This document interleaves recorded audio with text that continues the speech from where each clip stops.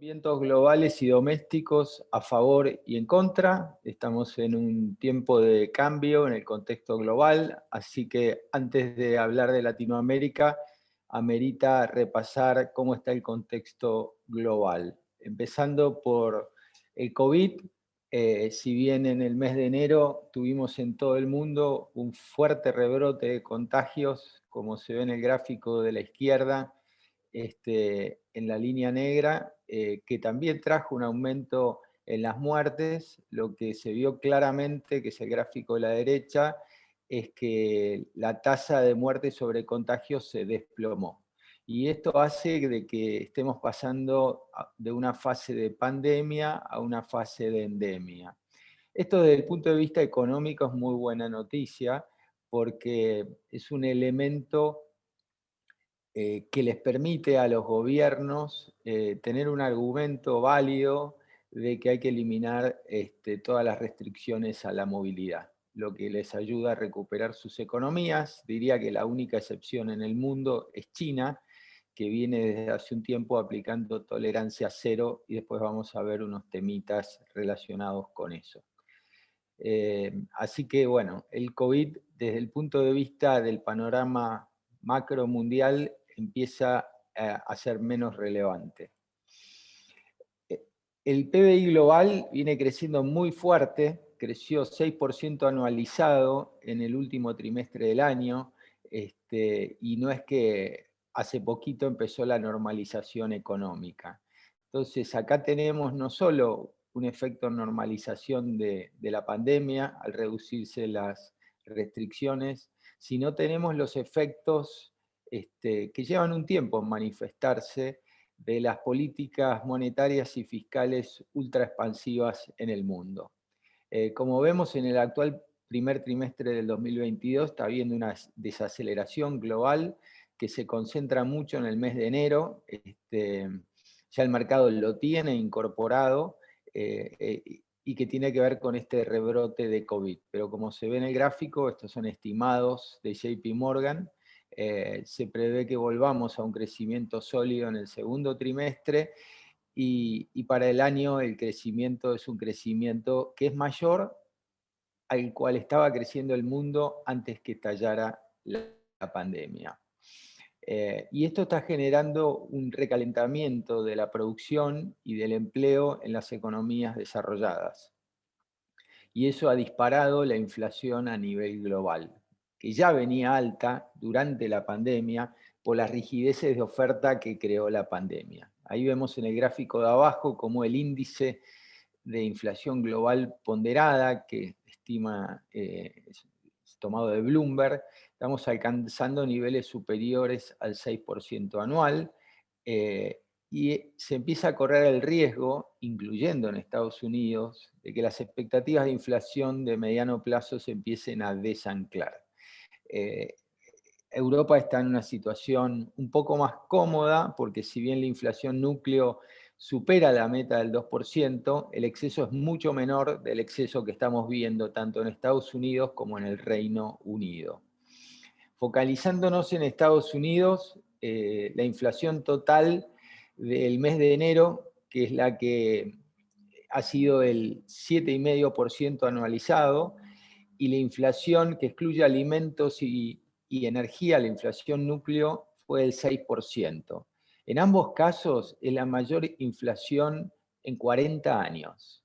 Y esto impresiona, la verdad, pero la verdad es que no sorprende, porque más allá de estas rigideces de oferta en el sector automotriz, en el sector de containers, la realidad es que la Reserva Federal le sigue dando a la maquinita lo que ha recalentado el nivel de actividad. Ya me faltó el gráfico de empleo de Estados Unidos, donde la tasa de desempleo está en el 4% anual, volvió al nivel de prepandemia, y esto es producto de, como decía, de que la cantidad de dinero en circulación, tomamos el último trimestre del año, 12,8% en Estados Unidos, es un ritmo mucho mayor al que había antes de la pandemia, que era del 5,1%. Ya la Reserva Federal nos avisó que el 16 de marzo, dentro de un mes, va a empezar a subir la tasa, e inmediatamente después va a empezar a achicar su tenencia de bonos. Ahora bien, lo que no sabemos es qué tipo de ajuste va a hacer la Reserva Federal. Si va a ser un ajuste que, para diferenciarlo, podemos llamarlo light, donde irá subiendo la tasa varias veces, pero seguirá con un nivel de tasas negativas en términos reales.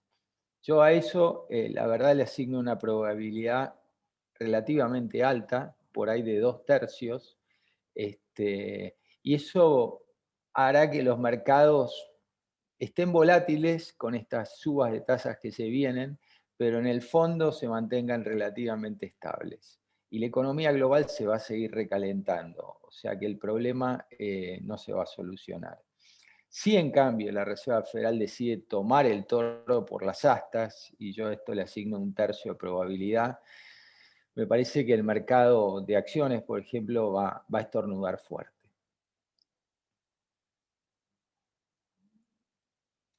Los mercados están incorporando esta nueva realidad de tasas, ¿no? Tenemos el bono del Tesoro de Estados Unidos, en el gráfico lo vemos del lado izquierdo, está rindiendo 2% el viernes, y es un mayor rendimiento en 2 años y medio. O sea, ya ahora rinde más de lo que rendía el día que empezó la pandemia. Por el otro lado, otro mercado que es bastante importante en Estados Unidos, que es el mercado hipotecario. La tasa hipotecaria a 30 años cerró el viernes en 3,7%, y también está por encima del nivel de prepandemia. Hay que tener presente que estos dos mercados, el de bonos del Tesoro por un lado y el hipotecario por el otro, el de mortgage-backed securities, es un mercado que sigue hoy, mitad de febrero, muy influenciado por el programa de recompra que sigue haciendo la Fed, que va a terminar el mes que viene. Entonces este es un mercado que no es plenamente limpio, pero en la medida de que la Fed, que va a ocurrir, deje de intervenir en el mercado comprando y pase a ser un vendedor de estos activos, va a empezar a reflejar más las relaciones de mercado de cualquier otro activo. El mercado de bonos, no solo el de bonos del Tesoro o el de Treasury o el de hipotecario en Estados Unidos, sino el mercado global de bonos desde mitad de diciembre está realmente tomando nota de este nuevo panorama de tasas que va a empezar en breve en Estados Unidos, y donde también Europa se va a ir sumando, pero mucho más lento, más en el cuarto trimestre de este año. Este gráfico es un gráfico de Bloomberg que toma la cantidad de bonos globales que rinde a tasas negativas. Y como vemos, en el 2014 no había bonos globales que rindieran negativamente, después las políticas del Banco Central de Japón, de Europa y del de Estados Unidos, y ni que hablar cuando nos sorprendió la pandemia, hizo que la mayoría de los bonos investment grade del mundo rindan tasas negativas, y vemos cómo se desplomó en los últimos 2 meses. O sea, hoy estamos con el menor nivel en la cantidad acumulada de bonos outstanding con tasa negativa en 6 años. Señal de que el mercado ya empieza a incorporar esta nueva realidad de inflación global. Pasemos a China, que es otro jugador muy importante, particularmente también para nuestra región latinoamericana. Y China viene muy golpeada. La economía china, que en el tercer trimestre del año pasado tuvo una combinación de aumento de regulaciones, explosión inmobiliaria, explosión de burbuja inmobiliaria, y a lo que se le sumó en este primer trimestre de este año una ola también por el Omicron, está teniendo un frenazo muy importante en el nivel de actividad económica. Ahí el gráfico de arriba muestra lo que es el PMI de servicios. El de enero fue el menor en 5 meses. La economía china sigue con un crecimiento positivo, que cuando el PMI está arriba de 50, pero ha habido una desaceleración importante. y que probablemente no haya cambiado, no esté cambiando en este mes de febrero, por más que es un mes muy positivo estacionalmente, porque es el mes que tiene el feriado del año nuevo lunar, que dura una semana y donde la mayoría de los chinos viajan por el país y consumen mucho.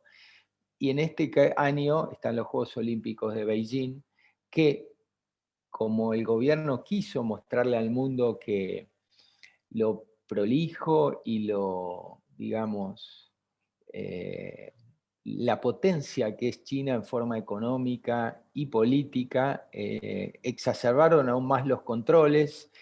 El Omicron entró en China y entonces se vieron obligados a realmente a ser muy estrictos con las limitaciones a la movilidad, y por eso el consumo en el año nuevo lunar no fue muy bueno, y no creo que tengamos una mejora en el nivel de actividad desestacionalizada en este mes de febrero.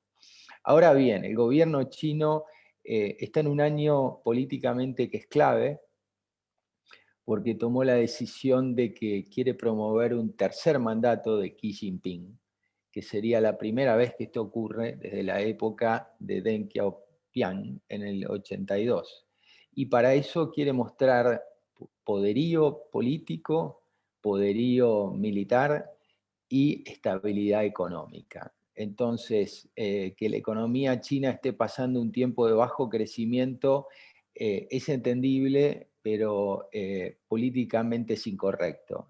Por eso desde el mes de diciembre se empezaron a poner en marcha algunos amortiguadores que son típicos en China, donde lo que impera en general en la economía es el pragmatismo, para no tirarse un tiro en los pies. Vemos el gráfico abajo de los agregados monetarios en China y cómo en el cuarto trimestre tuvo un salto positivo. Entonces todo este año, ya desde el inicio, empezamos a ver medidas como baja de tasas, relajación, inclusive en el sector inmobiliario, relajación en las regulaciones que se pusieron en marcha en julio del año pasado, incluyendo las ambientales, para no golpear tanto a la economía, y porque en marzo, el mes que viene, se viene el Congreso del Partido Comunista, donde se va a anunciar este tercer mandato, que no va a empezar este año, recién empieza el año que viene, pero los chinos tratan de tener todo prolijito y preparado, y dar esa imagen al mundo. Entonces, vamos a tener un año de un crecimiento económico por ahí cercano al 5% anual, que si las cosas siguen flojas, tanto en el mercado inmobiliario como en el Omicron, el gobierno se va a encargar de, con este tipo de políticas expansivas, ayudar, ¿no? Así que del lado asiático estamos teniendo, lo mismo estamos viendo también en Japón, un tiempo de políticas expansivas que se están empezando a reducir en Estados Unidos y se van a empezar a reducir en Europa en unos meses.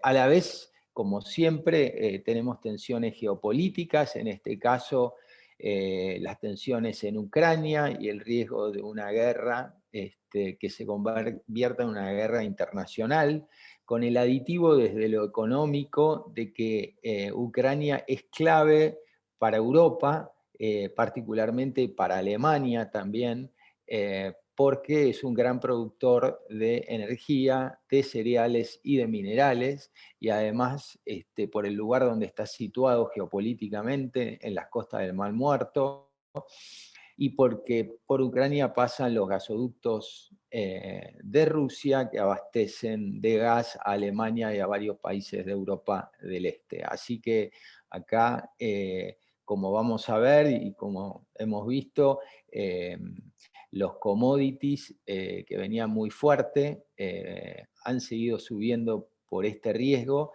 y habrá que ver si ocurre una invasión, qué decisión toma Europa, ¿no? Que por ahí desde un punto de vista político es una cosa, pero por lo que tiene comprometido, particularmente Alemania desde el punto de vista económico, bueno, veremos un poco qué es lo que pasa. Eh, Como decía, los commodities que ya venían de un 2020 muy bueno, de recuperación. A fines del 2020 habían recuperado casi todo lo perdido en la pandemia y tuvieron un 2021 aún mejor. El 2022 sigue este índice de commodities para arriba, como vemos en el gráfico, y prácticamente ha vuelto al nivel de noviembre del 2014, justo antes que empezara el shock petrolero negativo. Acá hay varios factores que han contribuido a este rally en commodities, que de veras a mí personalmente me ha sorprendido, no esperaba esta magnitud. Por un lado tenemos regulaciones ambientales, ¿no? Todas las regulaciones por el cambio climático han hecho que en el fondo, en estos últimos años, se invierta muy poco CAPEX en estas energías contaminantes como es el gas, el petróleo y el carbón. Y eso implica menor oferta. Después vino la pandemia, se cayó el consumo, pero con la pandemia también se desplomó la producción.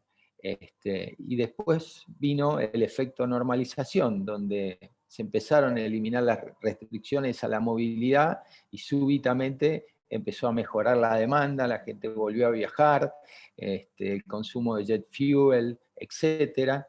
Y todo esto está haciendo que en este momento los mercados en general de commodities estén muy apretados en su relación de oferta y de demanda. Y a esto hay que sumarle las políticas expansivas monetarias que han hecho que muchos inversores en el mundo, viendo la cantidad de dinero que se viene emitiendo en Europa, en Estados Unidos, hayan decidido como refugio, no el dólar, sino algún activo líquido, fácil de volver a vender.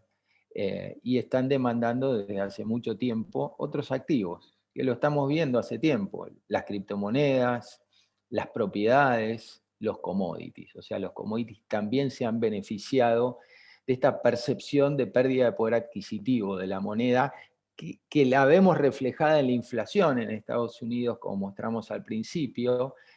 Pero a veces hasta la inflación en sí tarda un tiempo en una economía donde el agente económico no está acostumbrado a vivir con inflación, pero el inversor muchas veces es el primero que capta este movimiento y empieza a protegerse cambiando su cartera de activos. Y los commodities han formado y forman parte hoy de la cartera de activos de cualquier inversor global. Acá detallé 4 commodities que son bastante importantes para Latinoamérica: el petróleo, el cobre, el mineral de hierro y la soja. Como vemos en el gráfico, están todos, iniciaron el 2022 con mucho ímpetu, especialmente el petróleo, que desde que empezó el año está 21% arriba, pero miremos que la soja no se quedó atrás, está 19% arriba. El cobre se mantiene desde hace casi 10 meses sin cambio, pero tuvo un rally muy grande de mediados del 2020 por las energías alternativas, por el potencial de los autos eléctricos. El mineral de hierro, que había tenido un rally grande y que tuvo una corrección cuando China empezó con nuevas regulaciones en julio del año pasado, al verse que el gobierno chino las está relajando y al haber algunos problemas de oferta en Brasil, ha retomado la senda alcista, ¿no? Y todo esto es muy bueno para los países latinoamericanos, ¿no? Así que ahora me voy a centrar un poco en cuál es el panorama para Latinoamérica. Y lo primero a resaltar es esta gran noticia que vienen siendo los commodities, que ha permitido récord de exportaciones. Agarremos el país que agarremos, Brasil, Chile, Colombia, Argentina, y una mejora en las balanzas comerciales. Por ahí la mejora en las balanzas comerciales no en todos los países ha sido significativo, porque hay algunos países como Chile que importa petróleo, y hay otros países, particularmente los propios países andinos, que vamos a ver, han fogoneado mucho el consumo. Entonces ha habido un gran aumento de exportaciones, pero también un gran aumento de importaciones. De todos modos, acá tomo Brasil y Chile en los gráficos y comparo las exportaciones en un año de prepandemia, el 2019, y las exportaciones en el año 2021. ¿No? y vemos que en Brasil crecieron 27% entre el 21 y el 19, y en Chile crecieron 37%. Y en ambos países la balanza comercial creció, ¿no? Y el 22 pinta aún mejor, ¿no? Así que este es el primer viento a favor del contexto global que viene recibiendo nuestra región, ¿eh? Que es el efecto precio de los commodities. Es verdad que estamos con una sequía desde hace unos meses en Brasil, en la zona productiva de soja y Argentina, pero en el caso de Brasil por lo menos esto va a ser más que compensado por un efecto precio que está teniendo el mineral de hierro. Así que el panorama para las exportaciones brasileras y la balanza comercial para este año es muy bueno. En el caso de Santander dice que va a haber un nuevo récord de balanza comercial en Brasil este año. Los países latinoamericanos han recuperado el nivel de actividad de prepandemia, el nivel, digamos, como tomando base 100 el tercer trimestre del 2019, y vemos que los que más han recuperado el PBI han sido los países andinos, que esto no es casualidad, porque son los países que cuando empezó la pandemia estaban en una situación macro más holgada, o sea, tenían un colchón de reservas y partían de un nivel de deuda pública sobre PBI más bajo que otros países, como puede ser Brasil y ni que hablar, también en el caso de Argentina. Entonces los gobiernos de estos países andinos, ante la pandemia, tomaron la decisión de realmente hacer transferencias sociales, pero muy, muy holgadas, nunca vistas por ahí en décadas en esos países, y eso ayudaron a un boom de consumo que particularmente se materializó en el segundo semestre del año pasado. Como los datos oficiales de PBI en nuestra región del cuarto trimestre aún no salieron, el gráfico termina en el tercer trimestre, pero en la mayoría de estos países el cuarto trimestre fue bueno. Si uno se focaliza en Brasil, que es la línea verde punteada, vemos que fue uno de los primeros en recuperar el nivel de prepandemia, pero en marzo se estancó la economía brasilera. La economía brasilera se estancó en gran parte porque fue la primera que tuvo que subir tasas de interés, y eso le quitó momentum a la economía. El PBI crecía nominalmente, pero en términos reales empezó a dejar de crecer. Entonces, esto me lleva a un viento en contra que está viviendo la región, que es la fuerte suba de tasas que está viviendo la región, que es consecuencia de la altísima inflación que está viviendo la región. La región está en el mayor nivel de inflación en 2 décadas. Brasil, como decía, fue el primer banco central en subir tasas hace 11 meses. Sin embargo, recién ahora se está empezando a ver que la inflación hace pico en Brasil, la inflación total, y que la inflación núcleo todavía no ha bajado. Y si nos focalizamos en el resto de los países de la región, que también están subiendo tasas, por ahí no con la magnitud que la subió Brasil, pero muy agresivamente, en el último mes han subido y acelerado la magnitud de la suba de tasas Chile, Perú, Colombia y México. Sin embargo, la inflación de enero de estos países no ha bajado casi nada, salvo el caso de Perú. Y de hecho, en Colombia ha sido récord. En Colombia la inflación solo del mes de enero fue 1,67%.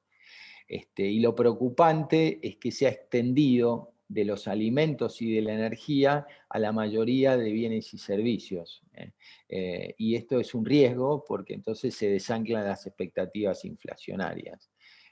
Por un lado, esto es consecuencia del boom de commodities, donde siendo países más pobres, destinan una mayoría del consumo a los alimentos que han subido fuerte, y por el otro lado, la extensión de las transferencias sociales por la pandemia ha generado un exceso de demanda y por ende presiones inflacionarias.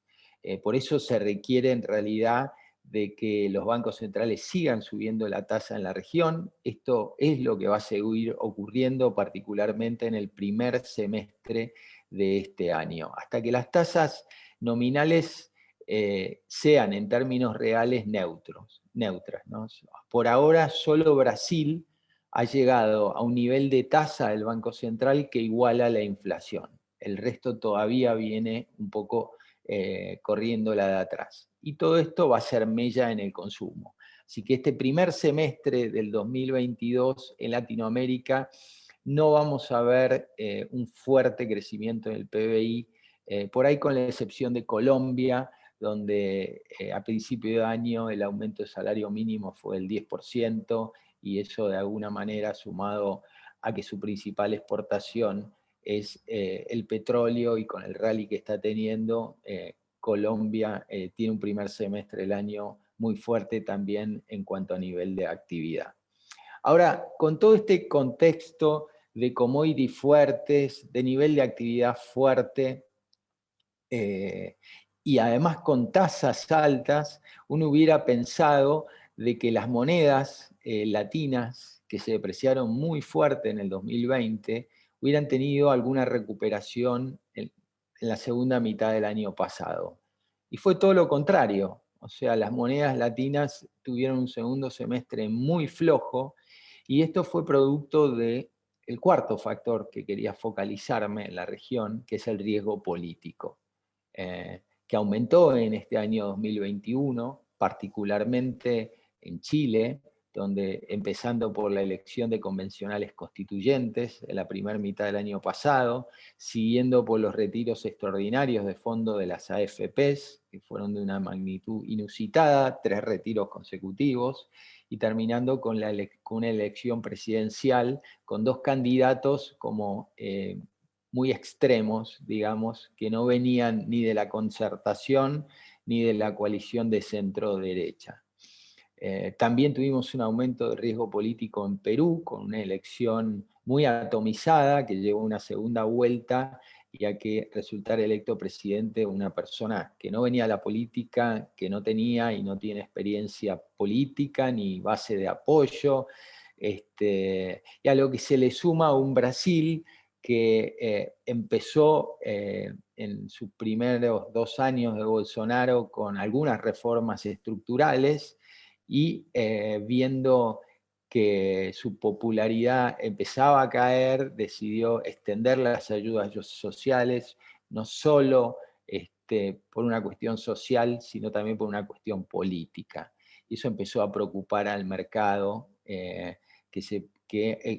generó una gran salida de capitales. De hecho, en Brasil, que tuvo un muy buen año pasado de balanza comercial, parte de esas divisas quedaron fuera del país. O sea, los empresarios que las obtuvieron prefirieron no ingresarles al país ante el aumento del riesgo político fiscal de alguna manera, ¿no? El ver que no hay un ancla fiscal a mediano plazo.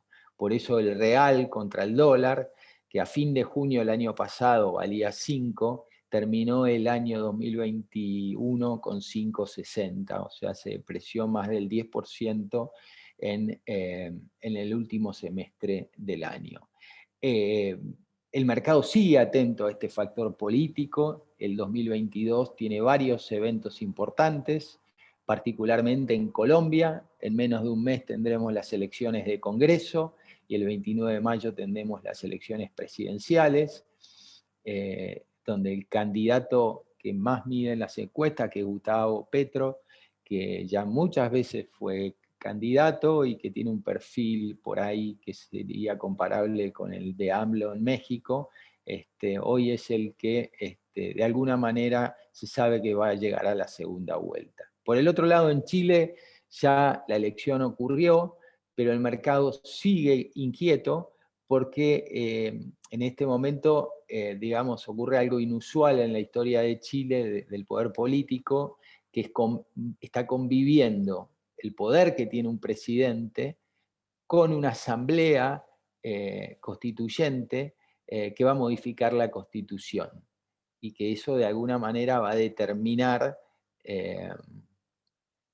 y va a tener consecuencias bastante importantes macroeconómicamente hablando, ¿no? Porque si esta constitución termina siendo una constitución llena de derechos sociales y de alguna manera para financiarse la suba de impuestos sobre el sector privado pasa a ser agobiante, bueno, en la economía chilena el nivel de inversión sobre PBI va a quedar bajo, y eso va a afectar estructuralmente a la economía.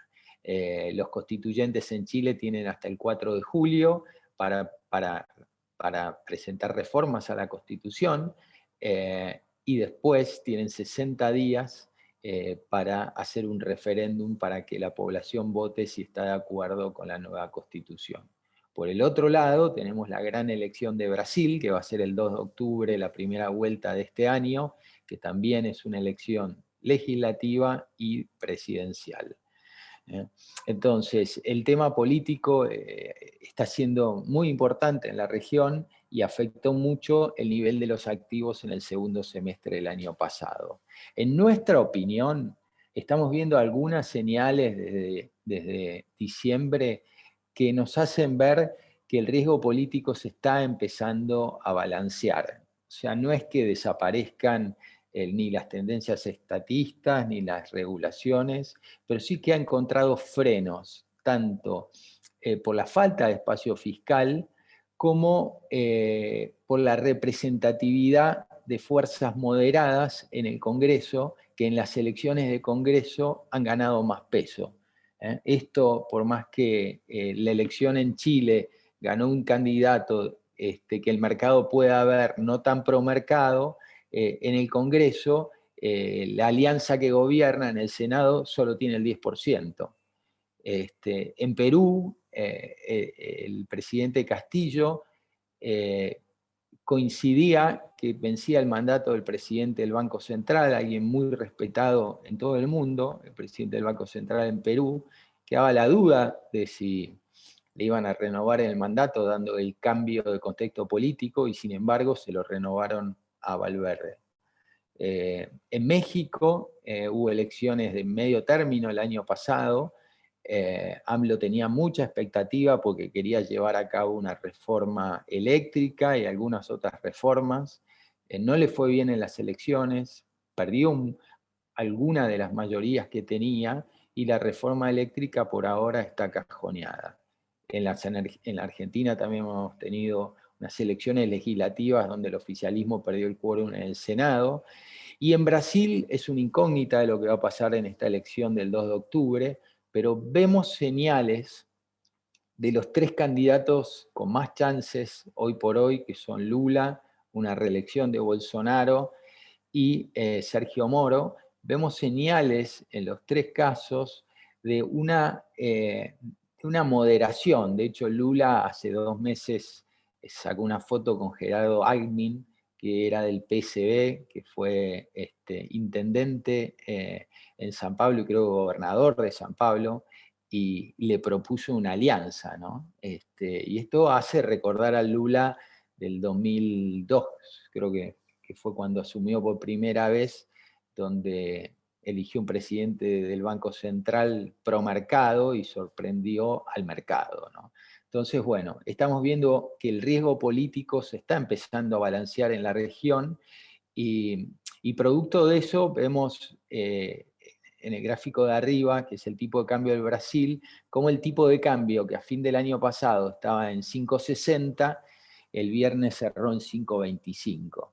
O sea, creo que está incidiendo esta percepción de que el riesgo político está más balanceado y también la percepción de que si bien en general en Latinoamérica van a seguir subiendo las tasas de interés, porque la inflación, como vimos en enero, sigue de alguna manera sin haber bajado ni un ápice, se ve a los bancos centrales en la región actuando en general muy ortodoxamente, y eso da una confianza inversora de que van a controlar la inflación, de que a la larga va a bajar la inflación, y que entonces las tasas de interés nominalmente hoy tan altas pueden ser muy atractivas, no solo en términos de moneda local, para los inversores locales. Hoy cualquier inversor local en Brasil lo que está haciendo es tasa, sino también para algunos inversores foráneos que se animan a entrar a un mercado, por más que el tipo de cambio ha estado muy volátil,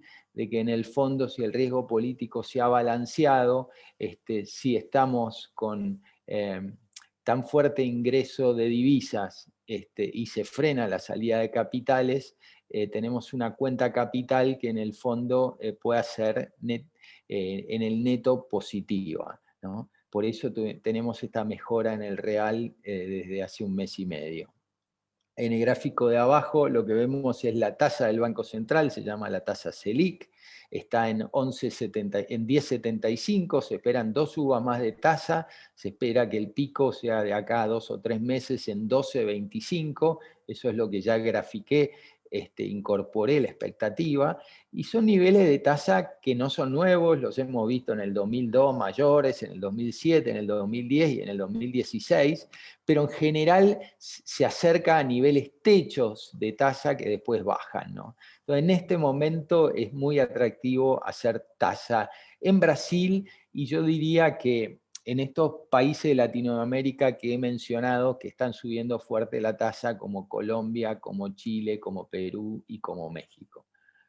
En cuanto a los bonos corporativos, han tenido un excelente año 2020 y 2021, los bonos corporativos de alto riesgo latinoamericanos le han ganado a los bonos soberanos y han arrancado el año 2022 a la baja. Esto es lógico y natural, dado el nuevo contexto de tasas que se viene en Estados Unidos. De hecho, si miramos la caída desde que empezó el año, 1,4%, bajó en dólares el índice CEMBI de High Latam, es una caída mucho menor a la que tuvo el índice de bonos soberanos, ¿no? Que en parte tiene que ver con la buena rentabilidad que están teniendo las empresas y con un factor técnico que es que hay poco papel emitido de bono corporativo y esa escasez es un factor que incide en el precio de mercado. Hoy el índice está rindiendo 6,1% en dólares. Y en cuanto a las bolsas latinoamericanas, producto de este aumento de riesgo político, tuvieron un segundo semestre desastroso. Creo que tuvieron la peor performance en el segundo semestre dentro de las bolsas del mundo. Yo acá tomo el ETF de acciones de América Latina, el ILF, que llegó a estar en 32 a mitad del año pasado, cerró el año por debajo de 24. Y lo que empezamos a ver por ahí al principio tímidamente, pero ahora con mucho más firmeza, es una recuperación importante de este ETF que cotiza en dólares, y que quienes están comprando no son los inversores locales, sino que son los inversores globales, que hasta ahora la miraban de afuera y han empezado a poner un pie en estos mercados, producto de el rally adicional que estamos viendo en los commodities, y producto de que terminaría un poco como empecé, ¿no? Hay un nuevo contexto internacional de tasas, y en ese contexto, por ahí, Estados Unidos, que concentra la mayoría de las inversiones globales, tiene algo para perder si el Banco Central se toma su trabajo en serio o medianamente en serio. Y entonces estamos viendo una rotación de portafolio, una rotación que empezó con el riesgo de la crisis en Ucrania, que tendrá que ver con Latinoamérica, y bueno, que fondos que estaban invertidos en el ETF de Rusia quisieron seguir aprovechándose del boom de commodities y migraron a otros países que portan commodities, como los países latinoamericanos.